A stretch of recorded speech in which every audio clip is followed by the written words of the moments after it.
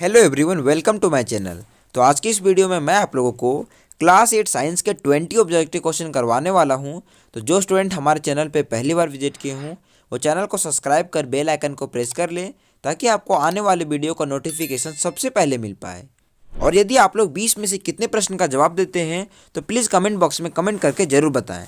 तो चलिए वीडियो को स्टार्ट करते हैं और प्लीज़ वीडियो को एंड तक ज़रूर देखें।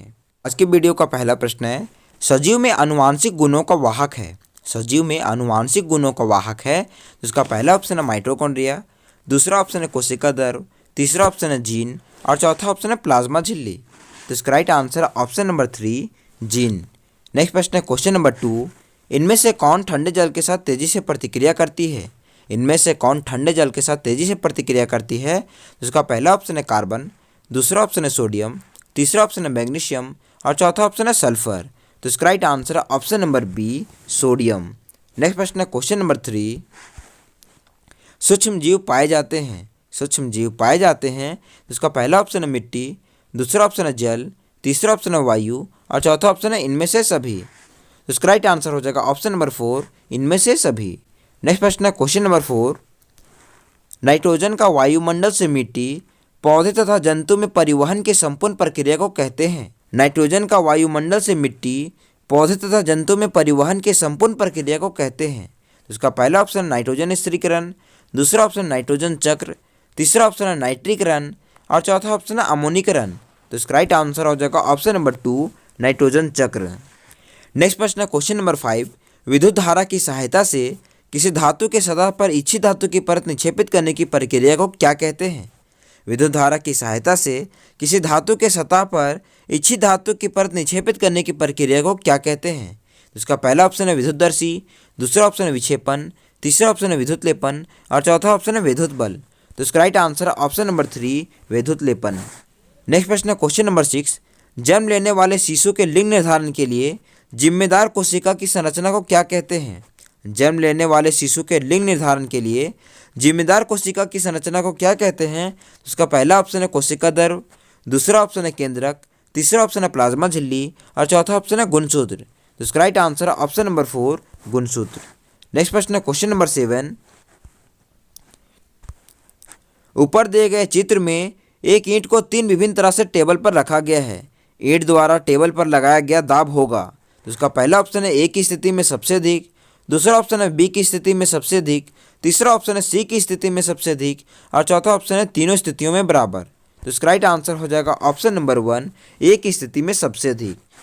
नेक्स्ट प्रश्न है क्वेश्चन नंबर 8, गलत कथन को चुनिए, जंगल में आग लगने का कारण है। गलत कथन को चुनिए, जंगल में आग लगने का कारण है। तो इसका पहला ऑप्शन है मनुष्यों की लापरवाही, दूसरा ऑप्शन है वृक्षों की कटाई, तीसरा ऑप्शन है सूर्य की गर्मी और चौथा ऑप्शन है बिजली गिरना। तो इसका राइट आंसर है ऑप्शन नंबर 2, वृक्षों की कटाई। नेक्स्ट प्रश्न है क्वेश्चन नंबर 9, मुर्गी अंडे के ऊपर क्यों बैठती है। मुर्गी अंडे के ऊपर क्यों बैठती है। तो इसका पहला ऑप्शन है उसमेयन के लिए, दूसरा ऑप्शन है द्विखंडन के लिए, तीसरा ऑप्शन है आराम करने के लिए और चौथा ऑप्शन है मुकुलन के लिए। तो इसका राइट आंसर है ऑप्शन नंबर 1, उसनयन के लिए। नेक्स्ट प्रश्न है क्वेश्चन नंबर 10, नेत्र के रेटिना पर बना प्रतिबिंब वस्तु के हटाए जाने के पश्चात रेटिना पर बना रहता है। नेत्र के रेटिना पर बना प्रतिबिंब वस्तु के हटाए जाने के पश्चात रेटिना पर बना रहता है। तो इसका पहला ऑप्शन है 1/30 सेकेंड, दूसरा ऑप्शन है 1/16 सेकेंड, तीसरा ऑप्शन है 16 सेकेंड और चौथा ऑप्शन है 30 सेकेंड। तो इसका राइट आंसर है ऑप्शन नंबर 2, 1/16 सेकेंड। नेक्स्ट प्रश्न है क्वेश्चन नंबर 11, ग्रीष्म ऋतु में लगाई जाने वाली फसल है। ग्रीष्म ऋतु में लगाई जाने वाली फसल है। तो इसका पहला ऑप्शन है रबी फसल, दूसरा ऑप्शन है खरीफ फसल, तीसरा ऑप्शन है जायद फसल और चौथा ऑप्शन है इनमें से कोई नहीं। तो इसका राइट आंसर है ऑप्शन नंबर 3, जायद फसल। नेक्स्ट प्रश्न है क्वेश्चन नंबर 12, ग्रहों की परिक्रमा करने वाले खगोलीय पिंड को कहते हैं। ग्रहों की परिक्रमा करने वाले खगोलीय पिंड को कहते हैं। तो इसका पहला ऑप्शन है कृत्रिम उपग्रह, दूसरा ऑप्शन है उपग्रह, तीसरा ऑप्शन है क्षुद्र ग्रह और चौथा ऑप्शन है उल्का पिंड। तो इसका राइट आंसर है ऑप्शन नंबर बी, उपग्रह। नेक्स्ट प्रश्न है क्वेश्चन नंबर 13, मौसम की भविष्यवाणी दूरसंचार तथा सुदूर संवेदन में उपयोग किया जाता है।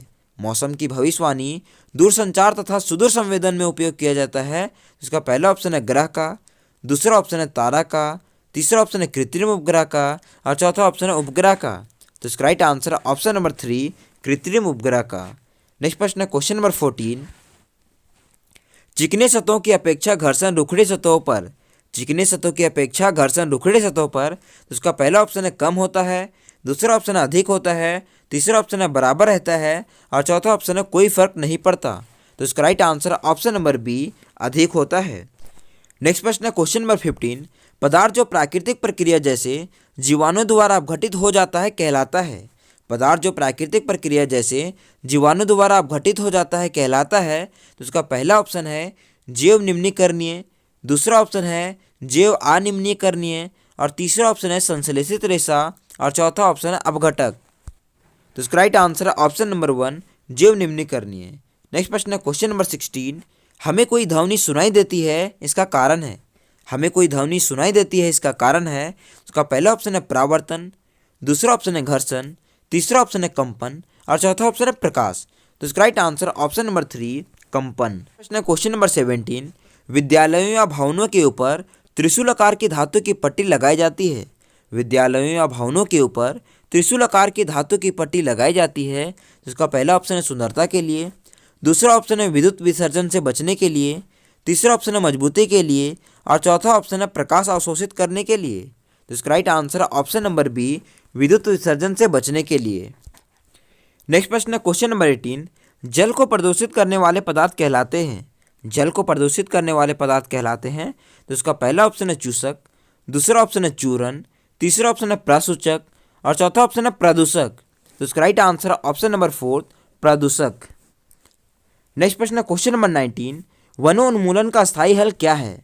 वनोन्मूलन का स्थायी हल क्या है। तो इसका पहला ऑप्शन है पुनः चक्रण, दूसरा ऑप्शन है मरुस्थलीकरण, तीसरा ऑप्शन है जंतु संरक्षण और चौथा ऑप्शन है पुनः वन रोपण। तो इसका राइट आंसर है ऑप्शन नंबर 4 पुनः वन रोपण।